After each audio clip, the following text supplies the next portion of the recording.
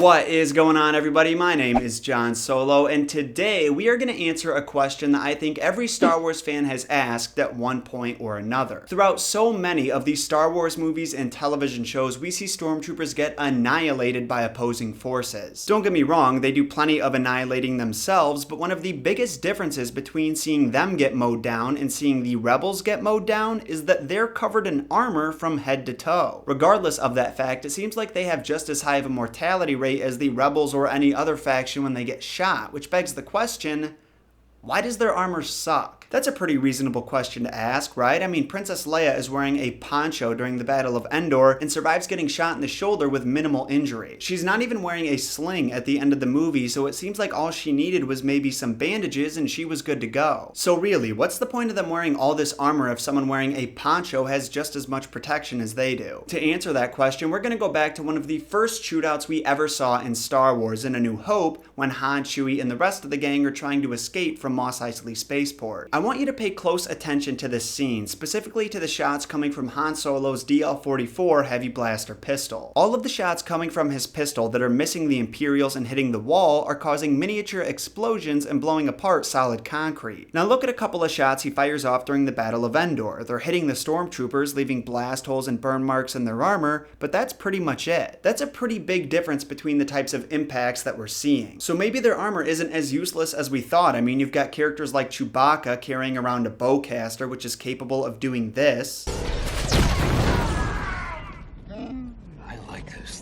And then there's Baze, whose gun was literally a modified turret that belonged on top of a tank. However, neither of their guns did damage to the troopers that equated to what Han's pistol did to the wall in A New Hope, or Boba Fett's rifle did to the wall in The Empire Strikes Back. I mean, maybe the structural integrity of the buildings in Star Wars leaves something to be desired, but I feel like if these blaster bolts are capable of tearing apart walls, then the armor Stormtroopers are wearing must be pretty durable. And actually, if you do some research, you'll find that that is the case. According to Wikipedia, their armor is made from a plastoid composite, which means that it's made from a mix of mostly plastoid with some other materials. Just to reference how high quality of a material plastoid is, it's actually what Darth Vader's armor is made out of. Plastoid and alloy, which is metal. The Stormtrooper armor also consisted of alloy pieces covering the upper thigh. So it's not exactly the same, but the troopers were protected almost as much as Darth Vader was, which explains why they could be on the receiving end of some of these direct hits and not be blown to bits. But wait, let's rewind a couple of minutes,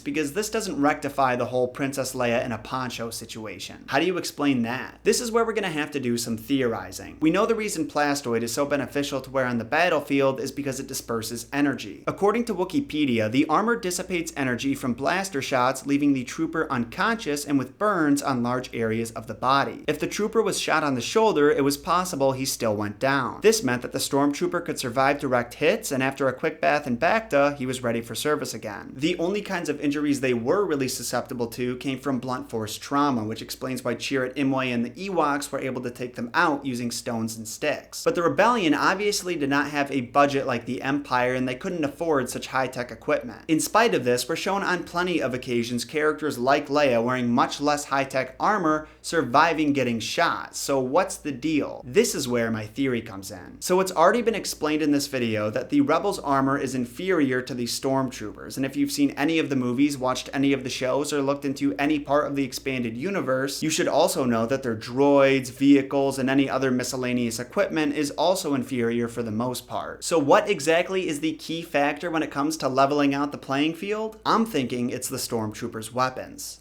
Here's why. One thing I think a lot of people forget about the Empire is that they're a system of government, and as a system of government, they have to adhere to some sort of rule system, because if they didn't, then support for the rebellion would grow immensely. I feel like maybe one of the very few regulations the Empire actually followed, at the very least for the sake of keeping up appearances, was that all of their soldiers walked around with very standard, not overpowered weapons. By doing this, they would avoid raising too much suspicion, inciting even more fear than their presence alone already did, did, and they could keep up this illusion that Stormtroopers are keepers of the peace. There is, of course, the argument that they also have tanks, AT-ATs, AT-STs, plenty of tools at their disposal that are overpowered, but these are mostly used on desolate planets like Endor and Hoth, or planets they've already conquered like Jedha, where there's minimal communication with the rest of the galaxy, so they can keep this all on the down low. And before you mention the Death Star, remember that the Empire did everything they could to keep that project hidden. So as far as the majority of the galaxy knew, they weren't overreaching with their power, and by the time they figured it out, it would have been too late. Now personally, I think this is a pretty viable explanation, but there is more to it than that. Remember that the Empire is in charge of an entire galaxy, which means they're in charge of policing an entire galaxy, and with that comes the cost of training soldiers, equipping those soldiers, transporting them to various planets across the galaxy, and plenty of other expenses I'm not smart enough to figure out. In order to mass produce all of this equipment, the Empire would need to use an immense amount of money and resources, and yes, they did have a nearly unlimited supply of both,